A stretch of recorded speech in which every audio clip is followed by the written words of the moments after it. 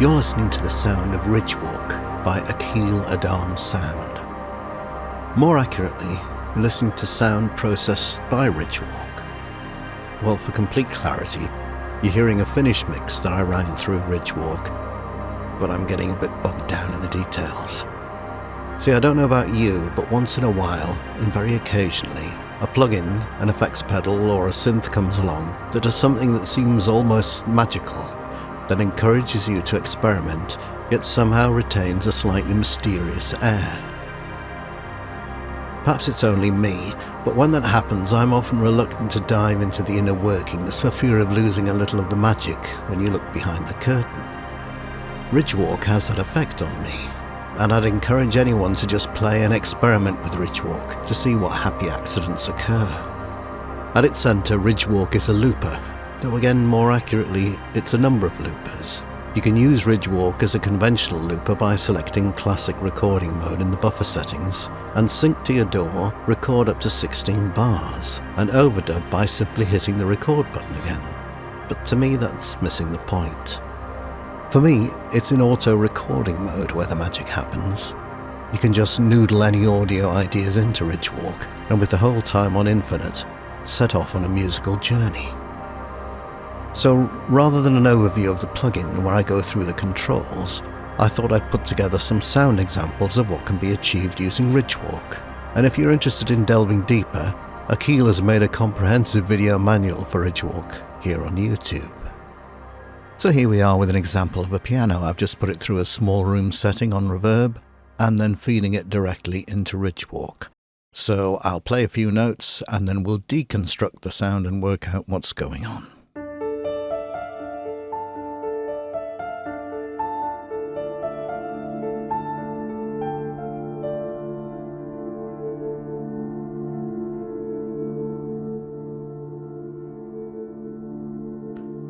So here we are with Ridgewalk doing its thing. Let's try and deconstruct what we're actually hearing. So we have a nice ambient wash as a result of the notes played in. Let's try and work out though what's going on.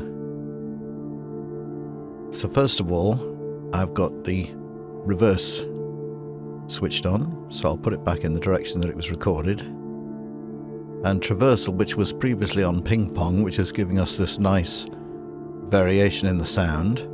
If I put it onto forward, you'll hear the result in which it was recorded. And if I take blur down,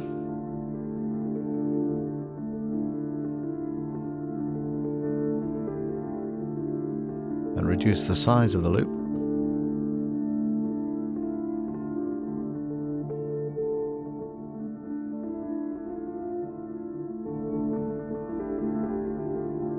you can hear a bit more of the original piano sound. What else is going on? If we have a look at the buffer, you'll see that here I can switch between the layers that have been recorded. Let me go over to layer 1. And here's the earlier part of the piano sound. In looper section, I've got drift set to 25%, which means that we're not hearing the pure loops. The loops are drifting in and out. So if I put it to 0, we can now make more of the original loops out. And likewise, if I adjust the size,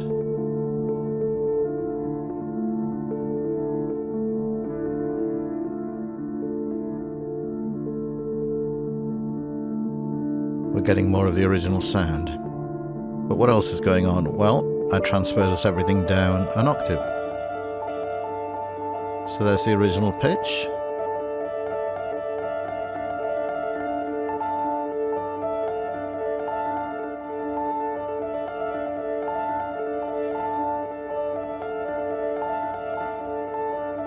Now let's try and reconstruct the sound the way I had it before by reversing it, reducing the size and increasing the blur.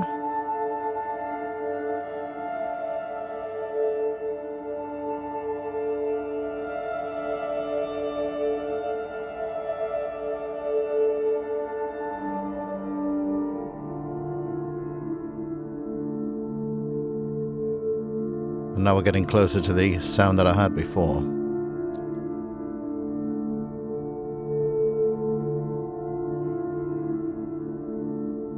And if I have a, say a ping pong, where the sound goes forward and backwards through the traversal, it's moving back again, determined by the looper size.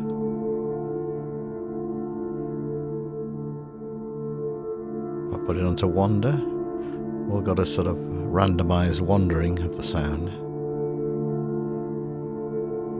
I'll switch on Valhalla Supermassive on the end result.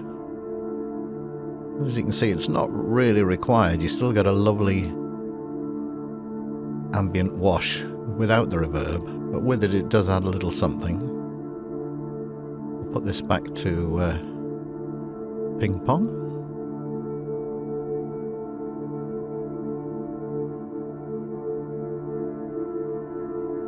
Another thing you can do, I'll switch off the reverb. Another thing you can do is freeze a moment in time. So if I select mouse click, and I'll reduce the size again, and move through the buffer,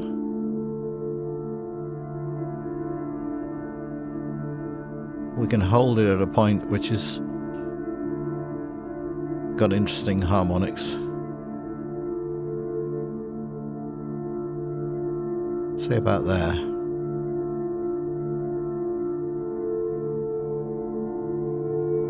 So we're sort of hearing micro loops, moments in time that have been frozen. Now that buffer is stored constantly. We can go back and experiment as much as we like. Indeed, if I hit play, it's still there. So through some of the settings we've looked at, you can create an ambient backdrop that sort of shifts and moves through time.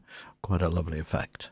So for this example, I've set up a CS80V. I've set the largest loop size with a medium blur, and the traversal being in a forward direction, so you get more of a feel for what's going on. Now remember that I've got the randomized setting, the drift to 20%.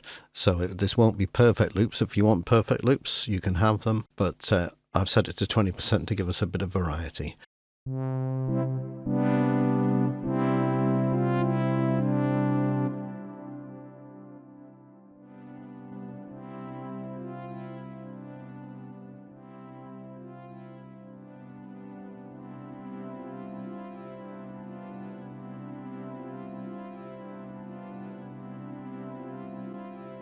So we're hearing traversal in the correct direction from front to back.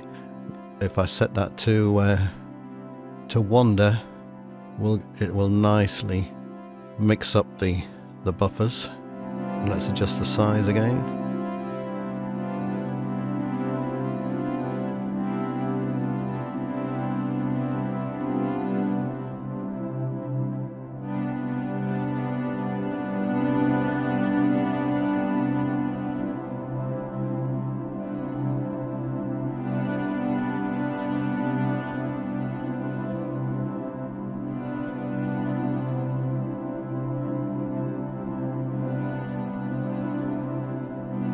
Let's go in and select a different pitch.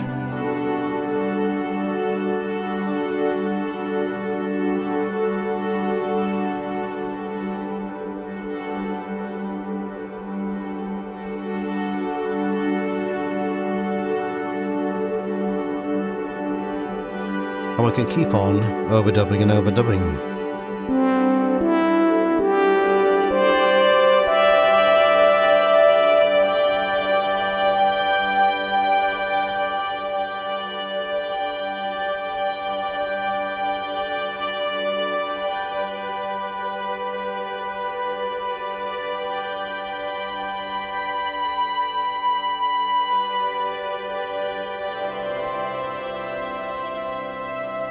So here, setting the pitch back to 0 and the traversal to ping pong, you can see that it's moving backwards and forwards through the buffer.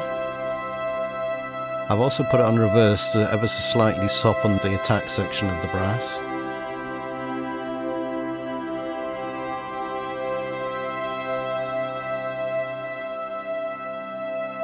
Let's try putting it an octave down.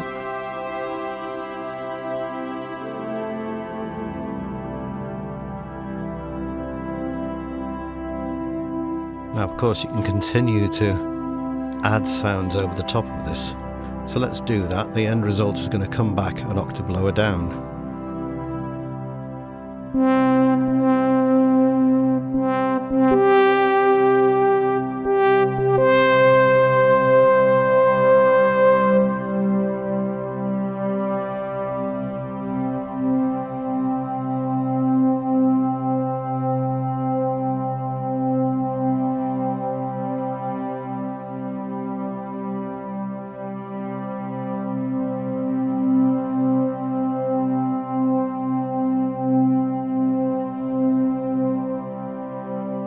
So for this example, let's just take a Wurlitzer sound with a bit of room reverb, and again it's being fed via a send into Ridgewalk. So let's just play any old thing in. I've set quite a small loop size with maximum blur.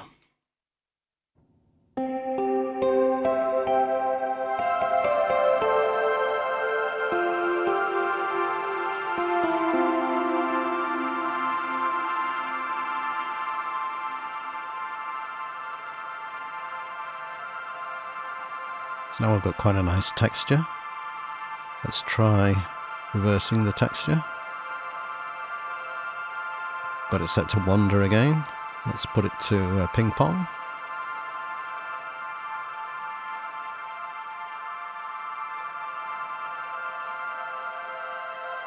Let's go into loopers.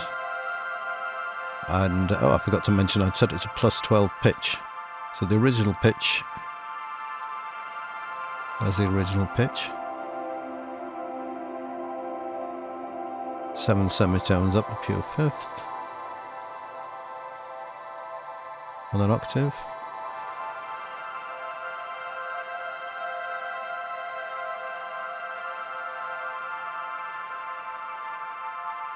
So a sound like this in the background, in key, will nicely set the mood for a piece without taking over, and you can still lay chords on top without them sounding muddy or drowned.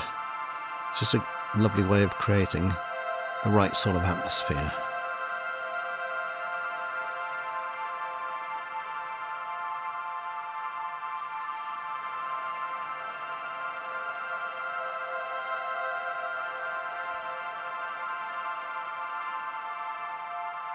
Let's hear that again at the original pitch.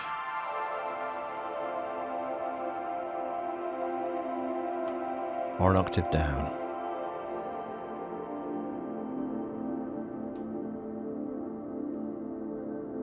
Again, that sort of sets the scene, sets a mood, and is subtly changing thanks to the traversal command. And you're free to solo over the top of that and improvise over the top. So let's try this sound as an experiment. I've set pitch to be -7, so it's 7 semitones down, a perfect fifth. I've set it to small size loop. Initially I used to experiment with large size loops, but I'm getting quite good results with smaller sizes as well, and a large amount of blur. Traversal I've set to ping pong. Let's just see what happens when we play something through this.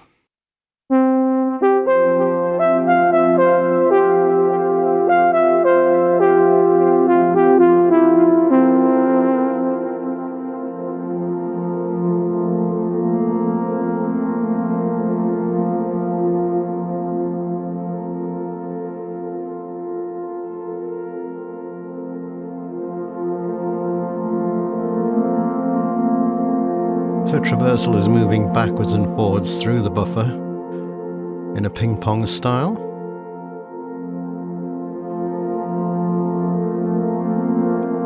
And again, it's just given us this lovely wash of ambience that you're free to record over the top of.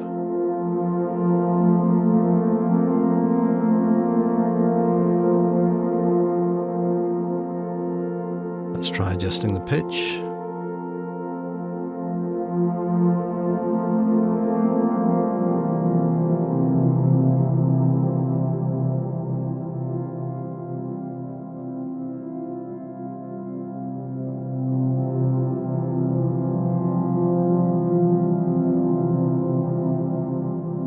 So there you have some examples of what is possible using Ridgewalk. I'm guessing that I've only just scratched the surface really, and Ridgewalk will keep rewarding me in unexpected ways for years to come. A demo is available for you to audition, and I've put a link in the description. At this point in a video, I'd usually request that you subscribe to the channel, but if you're interested in hearing techniques like this in action, can I instead ask you to subscribe to my sister channel, Astralmuse, where I'll be using Ridgewalk and a few upcoming products that I'll be showcasing on this channel in the near future. I look forward to seeing you in the next video, so for now, thanks for watching.